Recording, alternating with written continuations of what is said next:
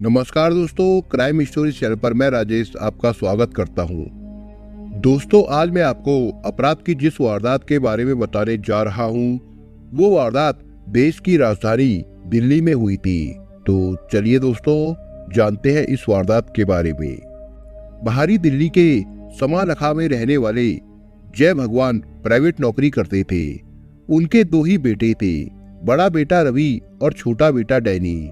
10वीं कक्षा तक पढ़े रवि ने 18 साल की उम्र में पिता का सहारा बनने के लिए ऑटो चलाना शुरू कर दिया था। 3 साल बाद माता पिता को रवि की शादी की चिंता सताने लगी। समालखा की इंदिरा कॉलोनी में रहने वाला शेर सिंह जय भगवान की ही बिरादरी का था। शेर सिंह की पत्नी कमलेश राजस्थान के अलवर जिले में टपुकड़ा की रहने वाली थी। उसने अपनी साली शकुंतला का रिश्ता रवि से करने की सलाह दी थी, जिसके बाद दोनों पक्षों में बातचीत शुरू हुई। कई दौर की बातचीत के बाद रवि का शेर सिंह की साली शकुंतला से रिश्ता पक्का हो गया। शकुंतला के पिता पतराम और मां भगवती के 6 बच्चे थे, 3 बेटे और 3 बेटियां। सबसे बड़ी बेटी कमलेश की शादी शेर सिंह से हुई थी। शकुंतला 5वें नंबर की थी। उससे छोटा एक और लड़का था, जिसका नाम राजू था।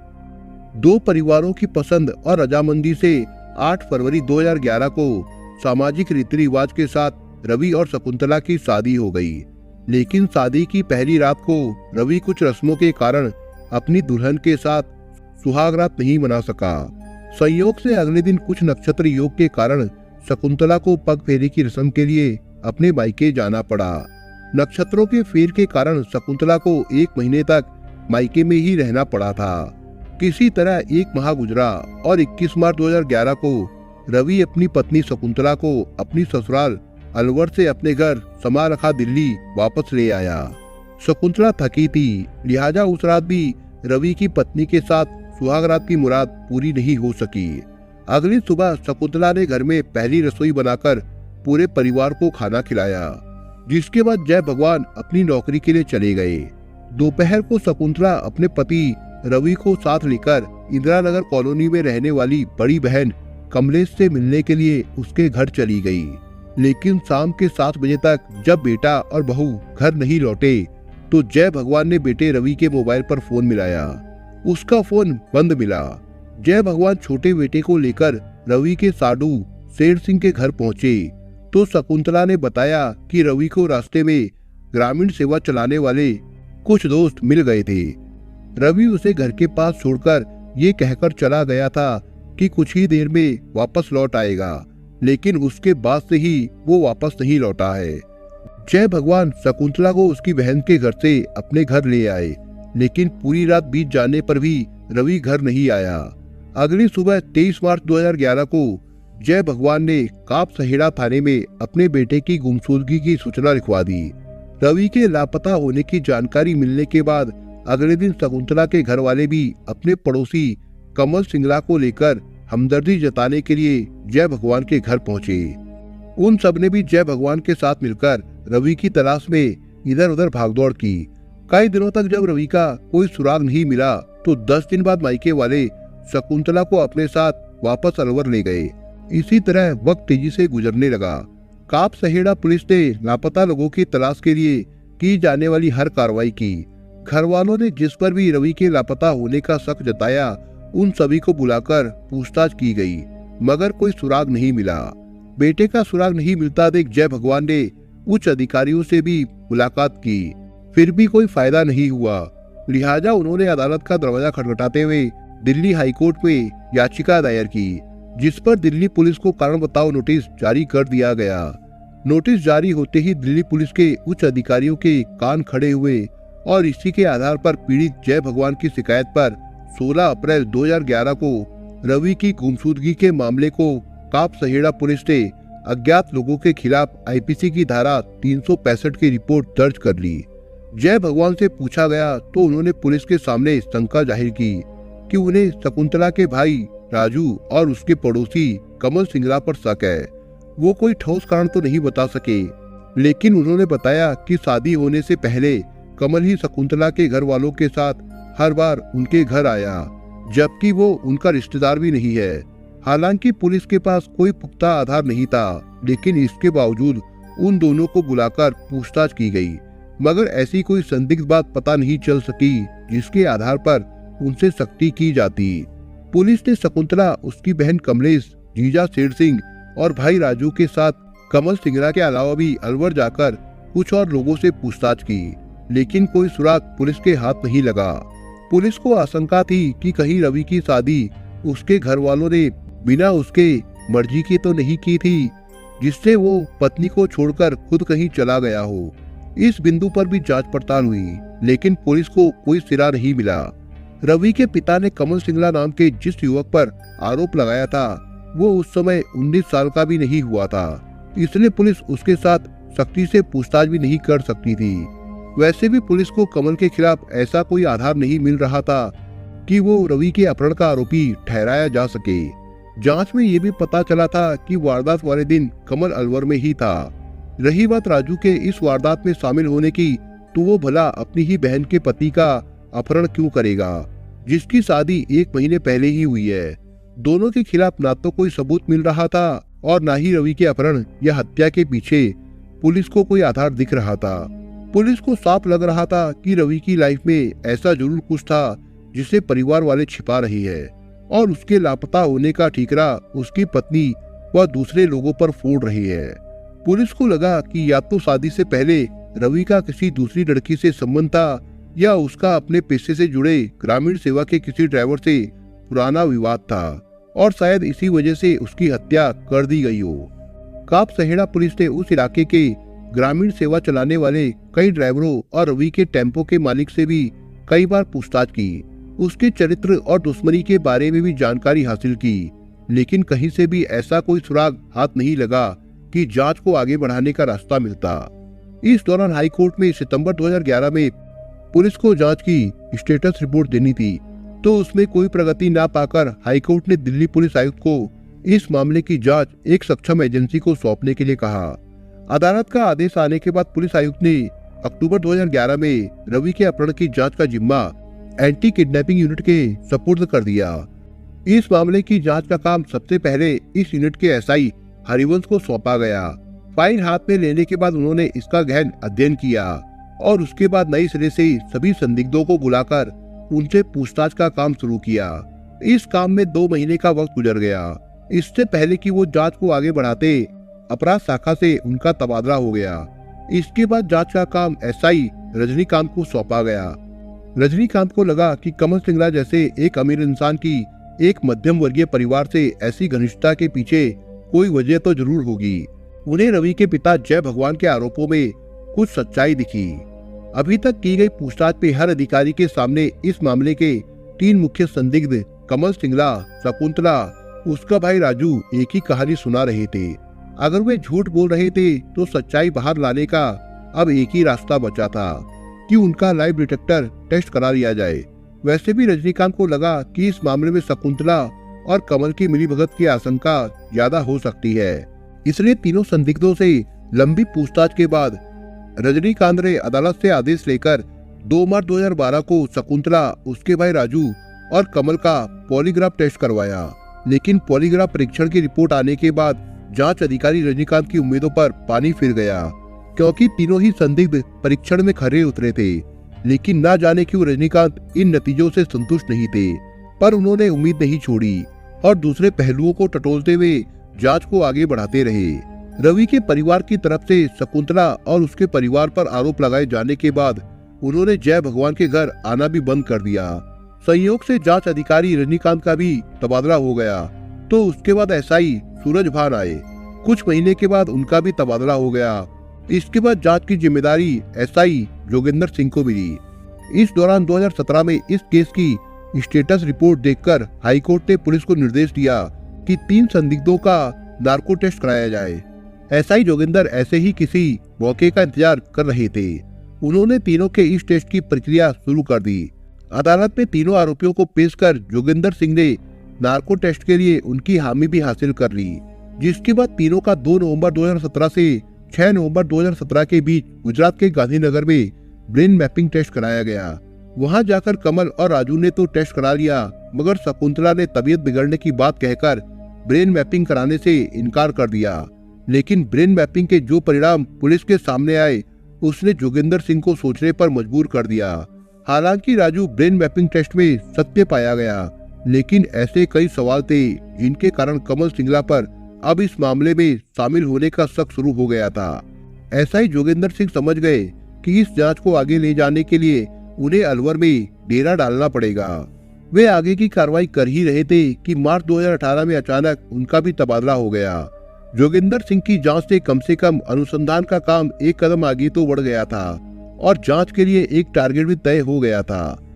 इस बीच जांच के नए अधिकारी के रूप में एसआई करमवीर मलिक को रवि के अपहरण केस की फाइल सौंपी गई। केस की बारीकियों को गौर से समझने के बाद उन्होंने अपने दो सबसे खास एएसआई जयवीर और नरेश के साथ कांस्टेबल हरिंदर की टीम बनाई। इसके बाद टीम को उन तीनों संदिग्धों को लाने के लिए अलवर रवाना कर दिया गया, जिनका नाम बार बार इस केस में सामने आ रहा था। जयवीर और नरेश अब अलवर के टप्पूगढ़ा गए तो वहां संयोग से उन्हें राजू मिल गया।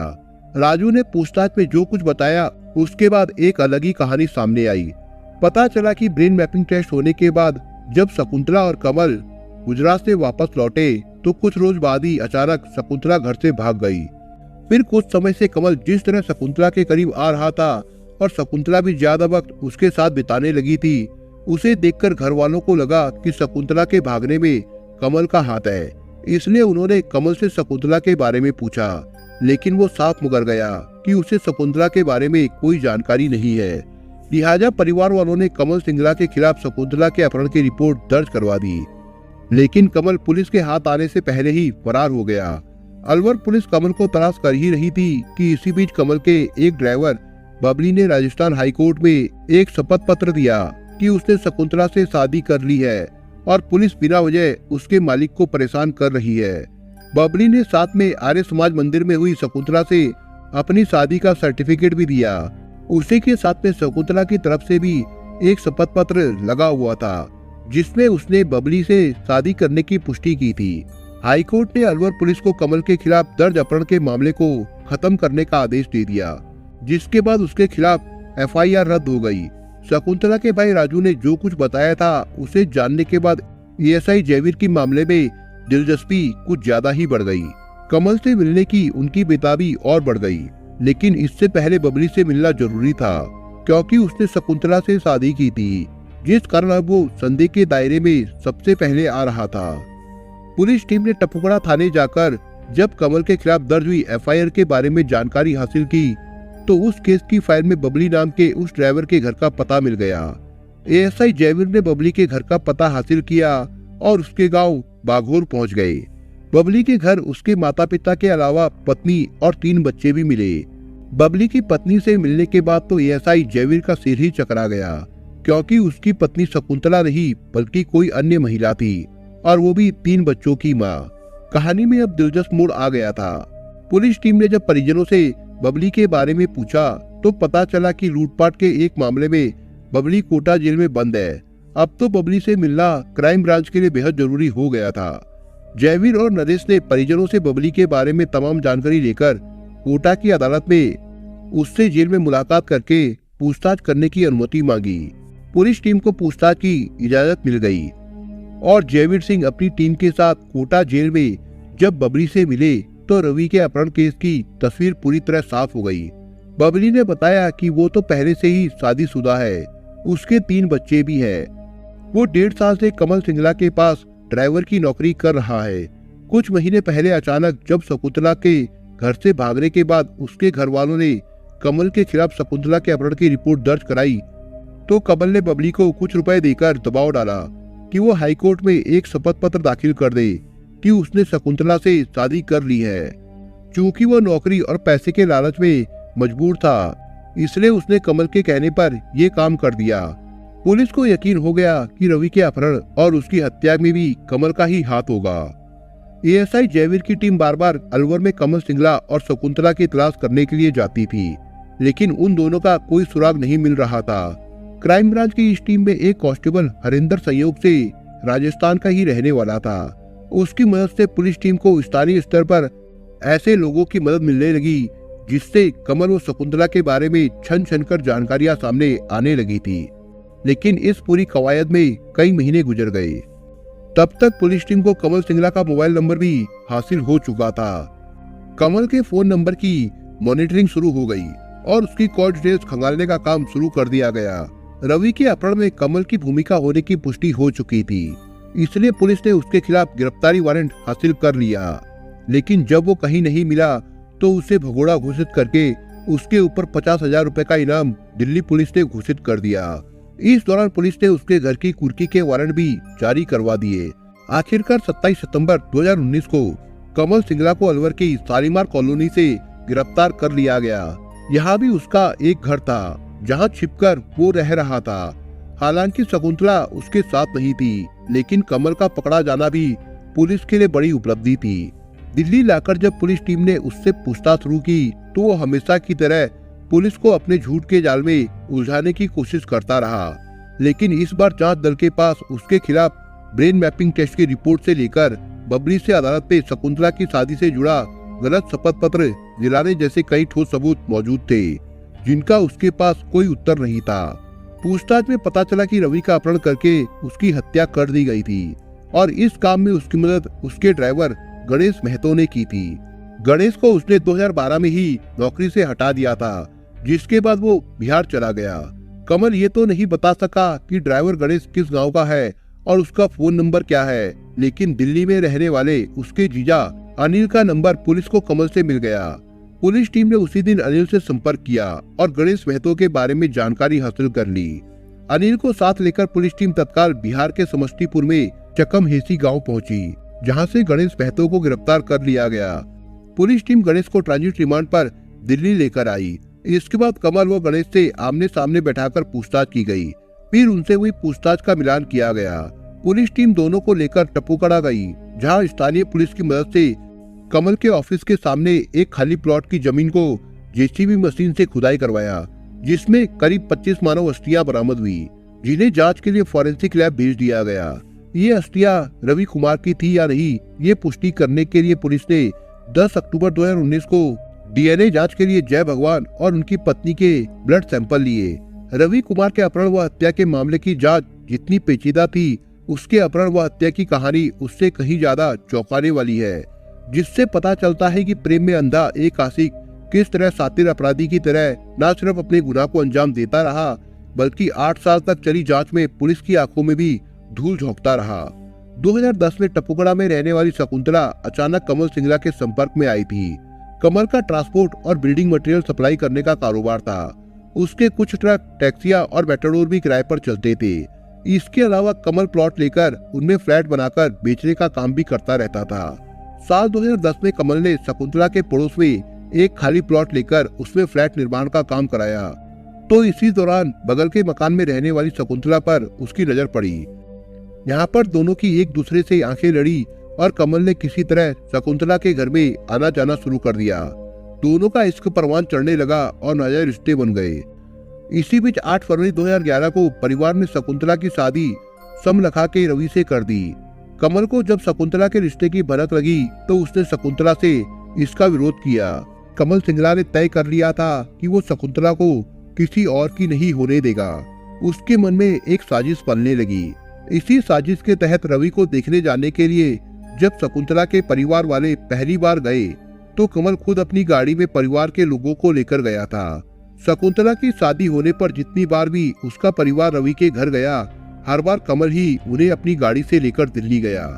जैसे तैसे शादी हो गई, लेकिन ससुराल जाने से पहले ही कमल ने शकुंतला से वादा ले लिया कि वो ससुराल जा तो रही है, लेकिन वो किसी भी कीमत पर अपना तन अपने पति को ना सौंपे। शकुंतला तो खुद ये शादी मजबूरी में कर रही थी, इसलिए उसने भी कमल से वादा कर लिया कि ऐसा ही होगा, लेकिन तुमको मुझे अपनी बनाना है तो जल्द ही कुछ करना होगा। शादी के बाद उसने इसी साजिश के तहत बहाने बनाकर रवि को अपने शरीर को छूने तक नहीं दिया। इस दौरान कमल के दिमाग में रवि को रास्ते से हटाने की साजिश तैयार हो चुकी थी। साजिश के मुताबिक 20 मार्च 2011 को रवि अपनी ससुराल टप्पूकड़ा अलवर पहुंचा तो कमल भी दोस्त की तरह उससे मिला और दोस्त की तरह उसे घुमाया फिराया। अगले दिन सुबह ही रवि शकुंतला को लेकर दिल्ली में अपने घर समालखा चला गया। इस दौरान कमल ने शकुंतला को अपनी साजिश समझा दी। जिसके तहत 22 मार्च की दोपहर में शकुंतला अपनी सास से जिद करके रवि को अपनी बहन के घर जाने के लिए साथ ले गई। कमलेश का घर करीब 3 किलोमीटर दूर था। घर से निकलकर जैसे ही रवि शकुंतला को लेकर मेन रोड पर किसी सवारी को बुलाने के लिए आगे बढ़ा तो वहां उससे पहले ही सामने अपनी सफेद सेंट्रो कार का बोनट खोलकर कमल अपने ड्राइवर गणेश के साथ खड़ा मिला। उसने रवि और शकुंतला को देखकर चौंकने का अभिनय करते हुए कहा कि वो किसी काम से समा रखा आया था, लेकिन गाड़ी बंद हो गई जो उस वक्त ही ठीक हुई थी। कमल ने साजिश के तहत जिद करके रवि और शकुंतला को गाड़ी में बैठा लिया और बोला कि वो उन्हें कमलेश के घर छोड़ता हुआ निकल जाएगा। संकोचवश रवि कुछ नहीं बोला। दरअसल कमल साजिश के तहत उनका वहां इंतजार कर रहा था। इसके बाद कमल ने गाड़ी में रवि को अपनी बातों के जाल में फंसाकर शकुंतला को कमलेश के घर के पास छोड़ने के लिए मना लिया। कमल ने रवि से कहा कि वो उसके साथ समालखा में एक परिचित के घर चले, जहां से कुछ पैसे लेने हैं। रवि इनकार नहीं कर सका। कमलेश के घर से कुछ दूर शकुंतला को छोड़कर वे गाड़ी को लेकर आगे बढ़ गए। गणेश गाड़ी चला रहा था, कमल व रवि पीछे बैठे थे। कुछ दूर जाने के बाद प्यास का बहाना बनाकर कमल ने डिक्की से कोल्ड ड्रिंक की 2 बोतलें निकलवाकर एक खुद पी, दूसरी रवि को पिलाई। लेकिन कोल्ड ड्रिंक पीते ही रवि का सिर चकराने लगा था और उस पर बेहोशी छा गई। थोड़ी ही देर में रवि पूरी तरह बेहोश हो गया। कमल ने गाड़ी में बेहोश पड़े रवि की गला दबाकर हत्या कर दी। उसने रवि के मोबाइल फोन को बंद कर दिया और रास्ते में फोन की बैटरी, सिम कार्ड व दूसरे हिस्से तोड़कर फेंक दिए। ड्राइवर गणेश कमल के आदेश पर गाड़ी अलवर ले आया।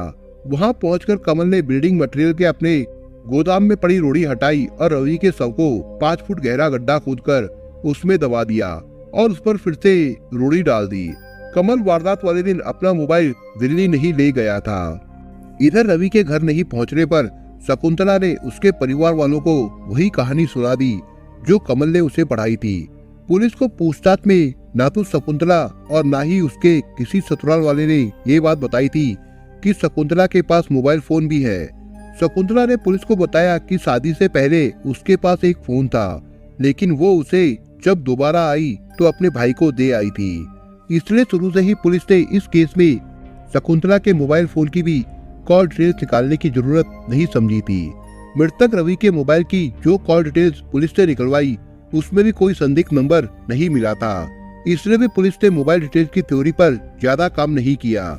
लेकिन जब कमल से पूछताछ हुई तो खुलासा हुआ कि साजिश के तौर पर शकुंतला अपना मोबाइल फोन छिपाकर साथ लाई थी, लेकिन उसे साइलेंट करके उसने पर्स में छिपाकर रखा था ताकि जरूरत पड़ने पर कमल से बात हो सके। 22 मार्च 2011 की दोपहर को शकुंतला कमल के ड्राइवर के मोबाइल से आए एक मैसेज के बाद ही वो घर से पति रवि को लेकर निकली थी।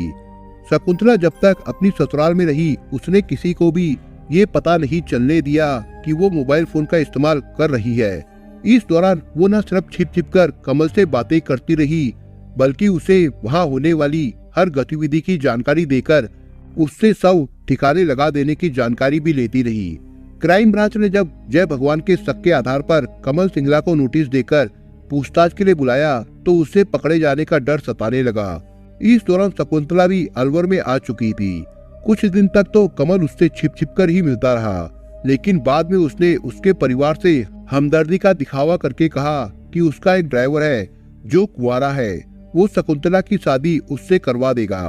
कमल ने बेहद सातिराना ढंग से अपने ड्राइवर बबली के साथ शकुंतला की शादी का ढोंग रचा और उसके बाद टपुकुड़ा में ही एक दूसरे इलाके में मकान लेकर दे दिया। लेकिन वहाँ बबली की जगह वो खुद शकुंतला के साथ पति की तरह रहता था। पूछताछ में ये भी खुलासा हुआ कि कमल और शकुंतला का एक बच्चा भी हो चुका है। हालांकि समाज के सामने कमल शकुंतला को बबली की ही बीवी बताता था। क्राइम ब्रांच ने बड़ी मशक्कत के बाद कमल के खाली प्लॉट की खुदाई करवाकर उसकी रीढ़, कूल्हे और कमर के हिस्से की हड्डियां और पसलियों के 25 टुकड़े बरामद कर लिए, जिनका टेस्ट कराया गया तो वो उसके पिता के डीएनए से मैच हो गए। क्राइम ब्रांच ने इस मामले में अपहरण की धारा 364 के साथ हत्या की धारा 302, सबूत नष्ट करने की धारा 201 व साजिश रचने की धारा 120 भी जोड़कर कमल व गणेश को जेल भेज दिया। इधर शकुंतला ने अपनी गिरफ्तारी पर कोर्ट से स्टे ले लिया, क्योंकि जब अदालत में रवि के अपहरण व हत्या के मामले में शकुंतला के शामिल होने का साक्ष्य पेश किए गए तो अदालत ने उसका स्टे खारिज कर गिरफ्तारी वारंट जारी कर दिए। शकुंतला को जब इसकी भनक लगी तो एक बार फिर उसने दिल्ली पुलिस के साथ लुका छिपी का खेल शुरू कर दिया। पुलिस छापे मारती रही लेकिन वो पुलिस के हाथ नहीं लगी।